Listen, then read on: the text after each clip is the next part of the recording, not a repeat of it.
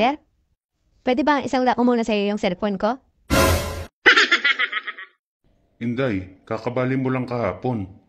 Magsasanla ka na agad ngayon? Kailangan ko kasi, sir. Ipapadala ko lang sa probinsya. Ganun ba? Magkano mo naman isasanla? Kahit 10,000 lang, sir. Ang mahal naman. Tsaka hindi ko kailangan ng cellphone. May cellphone na ako eh. Sir, pag hindi niyo sasanlaan, kay ma'am ko na lang isasanla. Ikaw bahala. May pera naman siguro si ma'am mo. Dun mo na lang isanla. Kaso, sir, andun yung video natin sa motel.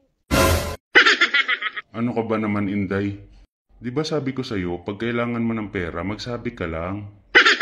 Sa akin mo na isanla at walang pera yung ma'am mo. At saka, kailangan ko din talaga ng isa pang cellphone.